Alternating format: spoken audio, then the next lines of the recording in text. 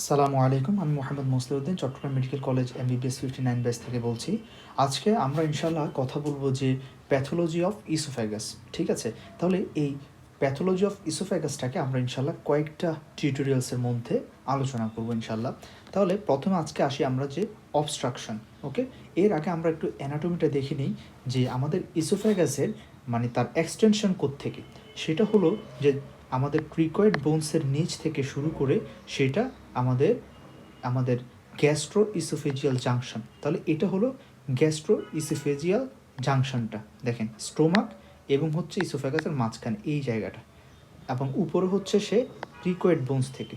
তাহলে এতটুকু জায়গা জুড়ে আমাদের ইসোফ্যাগাসটা। ঠিক আছে, আচ্ছা, এখন আমরা প্রথমে দেখি তাহলে আমাদের অবস্ট্রাকশনটা কীভাবে হয়। দেখেন, ইসোফেজিয়াল অবস্ট্রাকশন। তাহলে প্রথম হচ্ছে ইসোফেজিয়াল অবস্ট্রাকশনটা মেইনলি দুই ধরনের হয়।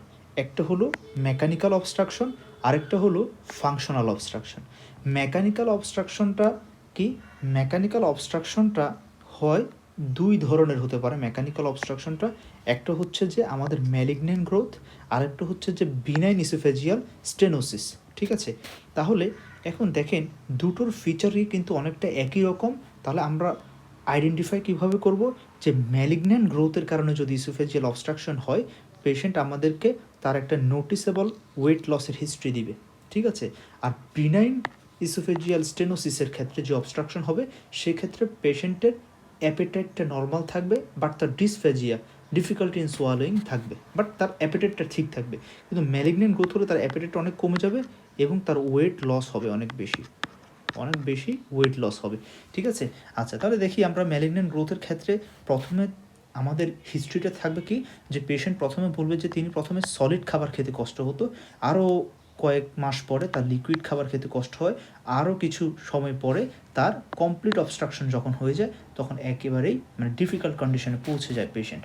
ঠিক আছে, এটা। আর বিনাইন কন্ডিশনের ক্ষেত্রে যেটা হয়, বিনাইন কন্ডিশন যেহেতু আপনারা বুঝতে পারছেন, বিনাইনের ক্ষেত্রে আমাদের গ্রোথটার প্রোগ্রেশন হবে খুবই স্লো প্রোগ্রেশন। ফলে এখানে মানে এত র্যাপিডলি প্রোগ্রেশনটা হবে না যেটা ম্যালিগন্যান্টে হয়েছিল। এবং হচ্ছে আমাদের বিনাইন ক্ষেত্রে যে বিনাইন ইসোফেজিয়াল অবস্ট্রাকশনগুলো সেগুলো হয় যে মেইনলি ইনফ্লামেশনের কারণে। কি ইনফ্লামেশনের কারণে? আমরা জানি যে ক্রনিক ইনফ্লামেশনের ফিচারই হচ্ছে কি, ক্রনিক ইনফ্লামেশনে সবসময় কী হয়ে যায়? ফাইব্রোসিস হয়ে যায় ক্রনিক ইনফ্লামেশনে। তাহলে ক্রনিক ইনফ্লামেশনটা ইসোফেগাসে কখন হতে পারে?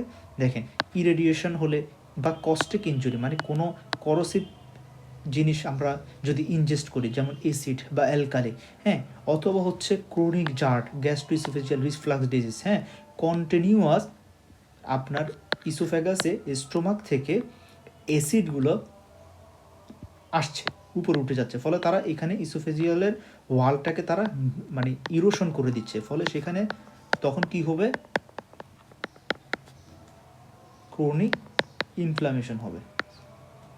ঠিক আছে, ফলে তখন এখানে যখন ক্রনিক ইনফ্লামেশন কন্টিনিউয়াসলি হবে তখন সেই জায়গাটা ফাইব্রোসিস হয়ে ন্যারো হয়ে যাবে। যেমন আমি আপনাদের এখানে দেখাই, এটা তো ইসোফেগাস, তাহলে এখানে সে কন্টিনিউ যখন ফাইব্রোসিস করতে থাকবে এই জায়গাটা তখন ন্যারো হয়ে যাবে। তাহলে বিনাইন ক্ষেত্রে আপনি পেশেন্টের কী হিস্ট্রি পাবেন? জার্ড হিস্ট্রি পাবেন। ঠিক আছে, আচ্ছা, তাহলে এইটা হলো আমাদের এই বিনাইনের একটা কজ। ঠিক আছে, আচ্ছা, এরপরে আমরা দেখব যে আমাদের ইসোফেজিয়াল মিউকোসাল ওয়েব। ঠিক আছে, ইসোফেজিয়াল মিউকোসাল ওয়েব মানে কি? আমি আপনাদের একটা অ্যান্ডোস্কোপির ফিচার দেখাই। দেখেন, এটা হচ্ছে একটা আপার জিআইটির অ্যান্ডোস্কোপি। এখানে দেখেন আপনারা একটা সেমিলুনার গ্রোথ পাচ্ছেন। এই যে দেখেন, এই বাড়তি একটা অংশ সেমিলুনার একটা গ্রোথ। হ্যাঁ, মানে এটা যদি ইসোফেগাস হয়, ইসোফেগাসের লুমেনটা হয়, আপনারা সেটা অর্ধেক পর্যন্ত পাবেন, পুরো জিনিসটা কাভার করবে না।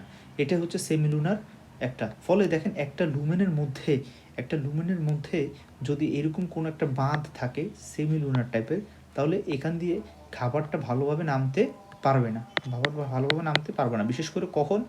যদি আপনি মানে ভালোভাবে চেউড না করে খাবারটা আমরা গিলে ফেলতে চাই, তখন আমাদের এই অসুবিধাটা হবে। ঠিক আছে, আরেকটা হলো, যদি সেমিলুনার না হয়ে পুরোটাই রিং আকারে থাকে, এইভাবে একটা তখন সেটাকে আমরা বলি ইসোফেজিয়াল রিং।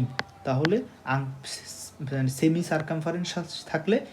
সার্কামফারেন্সিয়াল থাকলে আমরা সেটাকে বলি কি ইসোফেজিয়াল মিউকোজাল ওয়েভ।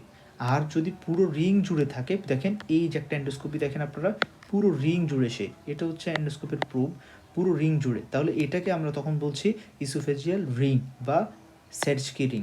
ঠিক আছে, তাহলে এই ক্ষেত্রে এবং এই ইসোফেজিয়াল মিউকোজাল ওয়েভ এবং হচ্ছে ইসোফেজিয়াল রিং, হ্যাঁ, এই দুটোই হয় মেইনলি ফিমেল পেশেন্টদের ক্ষেত্রে এবং যখন তাদের বয়স মোর দেন 40 ইয়ার্স হয়। ঠিক আছে, তাহলে এটা ছিল আমাদের মেকানিক্যাল অবস্ট্রাকশন। আচ্ছা, এবার আসি আমরা ফাংশনাল অবস্ট্রাকশন, মানে হচ্ছে ফাংশনাল। তাহলে ইসোফেগাসের ফাংশন কি? পেরিস্টালসিস করা, পেরিস্টালসিস করে সে খাবারটাকে মানে পেছন দিকে ট্রান্সমিট করে দেয়। ঠিক আছে, এখন যদি কোনো কারণে এই পেরিস্টালসিসের সমস্যা হয় সেটাকে আমরা বলি ফাংশনাল অবস্ট্রাকশন। দেখেন ফাংশনাল অবস্ট্রাকশন তাহলে কী কী কারণে হতে পারে? একটা হলো যে নাট ক্র্যাকার ইসোফেগাস, একটা হলো যে ডিফিউজ ইসোফেজিয়াল স্প্যাজম, আর হলো হাইপারটেনসিভ লোয়ার ইসোফেজিয়াল স্ফিংটার। ঠিক আছে, তাহলে নাট ক্র্যাকার ইসোফেগাসটা কি আমরা দেখি। নাট ক্র্যাকার ইসোফেগাসটা হলো যে আমাদের ইসোফেগাসে কি থাকে? ইনার সার্কুলার মাসেল এবং হচ্ছে আউটার লঙ্গিচুডিনাল মাসেল, তাহলে এই দুটো মাসেলের একটা মানে রেগুলেটেড কোঅর্ডিনেশনের মাধ্যমেই আমাদের পেরিস্টালসিস হয়ে খাবারটা সামনের দিকে যায় ডেগ্লুটিশনের পরে। যদি কোনো কারণে এই ইনার সার্কুলার এবং আউটার লঙ্গিচুডিনাল মাসেলের মধ্যে যে কোঅর্ডিনেশনটা ছিল, এই কোঅর্ডিনেশনটা যদি হ্যাম্পার হয় কোনো কারণে বা তাদের মধ্যে কোঅর্ডিনেশনটা ডিসরেগুলেশন হয়ে গিয়েছে, ফলে পেরিস্টালসিসটা ভালোভাবে হবে না। কিন্তু দেখেন কোনো অবস্ট্রাকশন কিন্তু নেই, জাস্ট পেরিস্টালসিসের ডিফেক্টের কারণে আমার খাবারটা সামনের দিকে যেতে পারছে না। এটাই হলো নাটক্র্যাকারস ইসোফেগাস। হ্যাঁ, নাটক্র্যাকারস ইসোফেগাস আমরা এটাকে বলে থাকি। আচ্ছা, এরপরে আমরা দেখি এই যে নাটক্র্যাকারস ইসোফেগাস হলে আমাদের দুটো প্রবলেম হতে পারে। দেখেন, যদি আপনার খাবারটা সামনের দিকে যেতে না পারে তাহলে ইসোফেগাসের লুমেনের মধ্যে যে খাবারগুলো আমরা ডেগ্লুটেশন করি, তাহলে তারা কন্টিনিউয়াসলি কী করবে? ওরা একটা প্রেশার দিচ্ছে, স্ট্রেস পড়তেছে ইসোফেগিয়াল ওয়ালের উপরে। তাহলে এরকম কন্টিনিউয়াস যখন প্রেশার পড়তে তখন ইসোফেগাসের ওয়ালটা একটু বালজিং হয়ে ডাইভার্টিকুলাম, দেখেন এই যে সুন্দর করে একটা ডাইভার্টিকুলাম দেখা যাচ্ছে। এখন এটাকে আপনাদের অনেকটা হায়াটাল হার্নিয়ার মতো মনে হবে, কিন্তু না, এটা দেখেন হায়াটাল হার্নিয়া না। আমি একটু জুম যদি করি, এটা হায়াটাল হার্নিয়া না, এটা হচ্ছে দেখেন ইসোফেগাস থেকেই একটা মানে এটাকে কি বলে পলিপের মতো করে বেরিয়ে গিয়েছে। দেখেন পলিপের মতো করে এই যে বেরিয়ে গিয়েছে। তাহলে এটাই হলো আমাদের কি বললাম, এটাকে আমরা বলি আমাদের এপিফ্রেনিক ডাইভার্টিকুলাই বলি এই জিনিসটাকে। তাহলে এখানের মধ্যে এটা কেন হচ্ছে? যে পেরিস্টালসিস ভালোভাবে হচ্ছে না, ফুড সামনের দিকে যেতে পারছে না, ইসোফেগাসের ওয়ালের উপরে স্ট্রেস পড়তে সেটা একটু উইক হয়ে এরকম বাল্জ হয়ে যাচ্ছে। ঠিক আছে, আচ্ছা, এরপরে আরেকটা হচ্ছে যদি দেখেন এটা কিন্তু হয়েছে কোথায়, দেখেন এটা হচ্ছে স্টোমাক, আর এটা হচ্ছে ইসোফেগাস, এটা হচ্ছে তাহলে কার্ডিও মানে ইসোফেজিও গ্যাস্ট্রিক জাংশনে, মানে জাস্ট লোয়ার ইসোফেজিয়াল স্ফিংটারের উপরে। আর যদি এই একই জিনিসটা আপার ইসোফেজিয়াল স্ফিংটারের উপরে হয়, দেখেন এটা ছিল আপার ইসোফেজিয়াল স্ফিংটার, আর তার উপরে হচ্ছে দেখেন একইভাবে এখানেও একটা ইসোফেগাস থেকে বেরিয়ে এই যে পাউচ হয়ে গেছে। এটাকে আমরা কি বলবো? এটাকে আমরা বলবো যে জেঙ্কার ডাইভার্টিকুলাই। দেখেন জেঙ্কার ডাইভার্টিকুলাই। তাহলে জেঙ্কার ডাইভার্টিকুলারটা কেন হচ্ছে মেনলি? সেটা হচ্ছে যে ক্রিকোফ্যারিঞ্জিয়াস মাসেলের কারণে, মানে ক্রিকোফ্যারিঞ্জিয়াস মাসেলটা সহজে রিল্যাক্স হচ্ছে না, সে স্প্যাজম হয়ে থাকে, ফলে খাবার সামনের দিকে নামতে পারে না। যখন নামতে পারবে না তখন তারা এই ইসোফেগাসের আপার এন্ডের ওয়ালের উপরে যখন প্রেশার দিবে তখন প্রেশার দিতে তখন এটা একটু স্ট্রেচ হয়ে এরকম পাউচের মতো হয়ে যায়। ঠিক আছে, তাহলে এটা ছিল আমাদের ফাংশনাল ডিফেক্টগুলো। উপরে হলে জেঙ্কার ডাইভার্টিকুলাই আর নিচে হলে এপিফ্রেনিক ডাইভার্টিকুলাই। ঠিক আছে, জেঙ্কার ডাইভার্টিকুলাই কেন হয়? সেটা হয় ক্রিকোফ্যারিঞ্জিয়াস মাসেলের ডিফেক্টের কারণে, মানে স্প্যাজমের হয়ে থাকার কারণে। আর এপিফ্রেনিক ডাইভার্টিকুলাই কেন হয়? সেটা হলো যে ইসোফেগাসের ডিস্টাল এন্ড মানে স্টোমাকের দিকে যে এন্ড, হ্যাঁ, গ্যাস্ট্রো ইসোফেজিয়াল জাংশনের দিকে যে এন্ড, সেখানের মধ্যে আমাদের মানে পেরিস্টালসিসটা ভালোভাবে না হওয়ার কারণে, মানে যদি ইসোফেগাসটা স্পাজম হয়ে থাকে বা লোয়ার ইসোফেজিয়াল স্ফিংটারটা যদি হাইপারটনিক হয়, হাইপারটনিক, সে সহজে রিল্যাক্স হচ্ছে না, সে রিল্যাক্স হচ্ছে না, ফলে উপর থেকে ইসোফেগাসের উপর থেকে যে খাবারটা নামছে সে পাকস্থলিতে যেতে পারছে না, সে পাকস্থলিতে যেতে পারছে না লোয়ার ইসোফেজিয়াল স্ফিংটারের হাইপারটনিক কন্ট্রাকশনের কারণে। তাহলে আমরা কি বললাম, এটা ছিল আমাদের ইসোফেগাসের অবস্ট্রাকশন। আমি একবার রিভিউ করি 30 সেকেন্ডের মধ্যে। সেটা হলো যে ইসোফেগাসের অবস্ট্রাকশন দুটো হতে পারে, mechanical obstruction, functional obstruction. Mechanical obstruction হতে পারে যে benign cause, malignant cause. Benign cause কেন হয়? ক্রনিক ইনফ্লামেশনের কারণে হয়। ক্রনিক ইনফ্লামেশন কেন হয়? যদি কোনো আমরা কস্টিক ইনজুরি হয়, করোসিভ অ্যাসিড বা অ্যালকালি খেয়ে ফেলি, অথবা হচ্ছে chronic gastro oesophageal reflux disease থাকে। আর হচ্ছে আমাদের ম্যালিগনেন্ট হচ্ছে যে কোনো ম্যালিগনেন্ট গ্রোথ, ম্যালিগনেন্সি ইসোফেগাসে ম্যালিগনেন্সি স্কোমা সেল কার্সিনোমার কারণে হতে পারে। দুটোর মধ্যে আইডেন্টিফাই করার একটাই কজ, ম্যালিগনেন্ট গ্রোথের ক্ষেত্রে অ্যাপেটাইট একদম কমে যাবে, লস অফ ওয়েটের একটা হিস্ট্রি থাকবে।